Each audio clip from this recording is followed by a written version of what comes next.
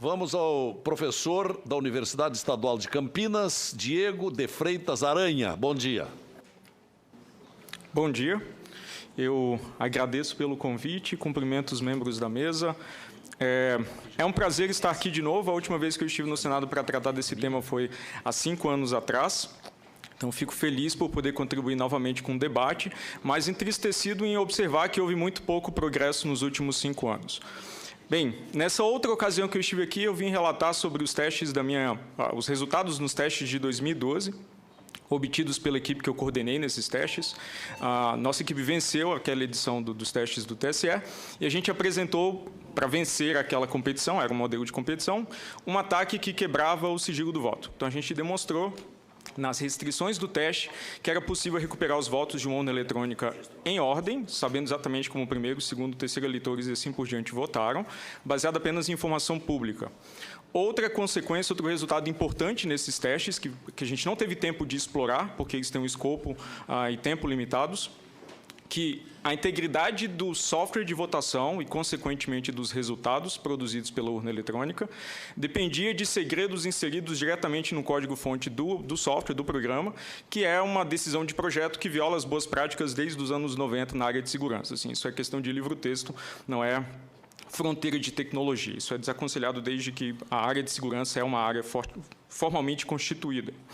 Bem, é importante observar que um sistema puramente eletrônico de votação, todas as suas propriedades principais, como o sigilo do voto e a integridade dos resultados, dependem unicamente da qualidade do software, dos mecanismos de segurança nele implementados e na resistência desses mecanismos a uma subversão, a um ataque externo. Portanto, esses sistemas são especialmente vulneráveis ao que a gente chama de fraude interna. Um programador mal intencionado que, de repente, trabalha no tribunal e tem acesso privilegiado ao sistema e está na posição também privilegiada para montar uma fraude em larga escala, talvez indetectável se ele for sofisticado o suficiente. Esse tipo de abordagem de fraude interna não pode ser exercitada nos testes de segurança do TSE. Então, os testes de segurança do TSE forçam os pesquisadores, as pessoas que participam, a tentar montar o que a gente chama de fraude externa. Alguém que não tem esse acesso privilegiado ao sistema de votação para programá-lo, para que ele se comporte de maneira desonesta, mas ele tenta descobrir como esses mecanismos foram implementados e tenta contorná-los de alguma forma.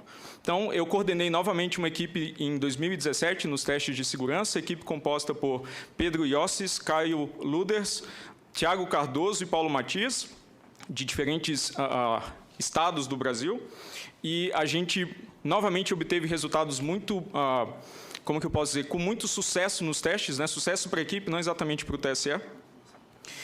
Exploramos uma sequência de vulnerabilidades durante os testes que permitiram a gente chegar até o ponto de adulterar o software de votação para injetar código de nossa autoria para ser executado no ambiente da urna eletrônica.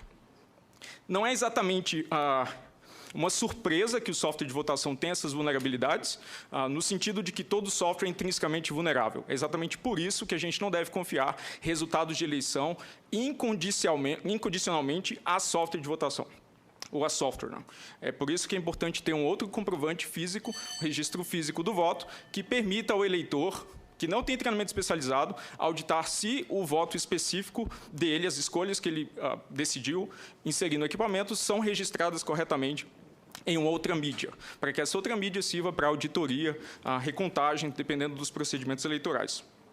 Isso não é a minha opinião pessoal, esse é o entendimento da comunidade técnico-científica internacional, e isso segue exatamente a experiência de todos os outros países que implantaram o voto eletrônico em algum momento. Não há outro país no mundo que utiliza ainda sistemas de votação puramente eletrônicos, baseados em máquinas de votar. Todos eles já migraram para sistemas que fornecem maior transparência, usando um registro físico do voto. A gente pode debater aqui por uma semana qual a melhor forma de implementar esse registro, qual a melhor forma de integrá-lo no sistema brasileiro, mas eu não considero a presença de um registro físico que seja negociável. É simplesmente um requisito básico para a transparência. Em épocas de política e eleições cada vez mais polarizadas, que a gente vai ter vitórias cada vez mais apertadas, não pode haver uma dúvida, uma indecisão sobre qual o resultado correto e acurado das nossas eleições. Uma pequena observação sobre o que o professor Diego apresentou agora. Além da equipe do professor Diego, houve uma outra equipe também da Polícia Federal que também teve sucesso no ataque, identificar a chave de segurança e mexer no software da urna, enfim. O que as duas equipes fizeram, para simplificar bem, se vocês entenderem, eles conseguiram duas coisas que o TSE alega que não é possível. Eu fui lá no site do TSE, onde fala do teste de segurança, tem lá um videozinho de 4 minutos que diz o seguinte, 3 coisas ele diz. Ele diz que não é possível rodar o software da urna num computador qualquer, porque tem sistemas de segurança, criptográficos de segurança. E não é possível adulterar o software da urna e rodar o adulterado na urna. O que a equipe do professor Diego e do pessoal da Polícia Federal fez foi exatamente isso. Eles pegaram o software da urna, rodaram no computador deles, o software do oficial, né? A peça lá de gravação do software da urna. Eles pegaram o software da urna, rodaram no computador deles, adulteraram o software da urna, puseram na urna e ele rodou. E ele rodou, escreveu mensagens espúrias na tela, leu o conteúdo do log, como eu falei, que é uma etapa para fazer a fraude contra o teste de votação. Enfim, eles fizeram exatamente aquilo que a publicidade oficial do TSE disse que não é possível. Por isso, eu digo que essa decisão do atual presidente do TSE, que ele pretende atacar a questão dos fake news, ele devia começar a se preocupar com o fake news que tem na página do TSE. Perfeito. Ao prestigiamento da sua presença aqui, o senhor tem a palavra. Deputado Isalci. Obrigado, senador. Primeiro, quero parabenizar a Vossa Excelência pela iniciativa dessa audiência. Em todas as audiências que fizemos nessa casa, o TSE se omitiu, não compareceu. De formação, eu sou contador, sou auditor. E não existe lógica de um mesmo poder, como foi dito aqui muito bem pelo doutor Pedro, essa possibilidade do mesmo poder legislar, né, operacionalizar, que é o que acontece, fiscalizar e julgar. Isso é um absurdo completo. Nós não podemos admitir que haja esse procedimento completo no TSE. E talvez, em função disso, perda de poder, que eles não querem mudar esse sistema. O órgão auditado não pode, ele, definir o que pode e o que não pode. A auditoria tem que ser feita de forma aleatória e pelos auditores, não é pelo poder concedente. Então, o TSE não tem este poder de dizer o que pode e o que não pode.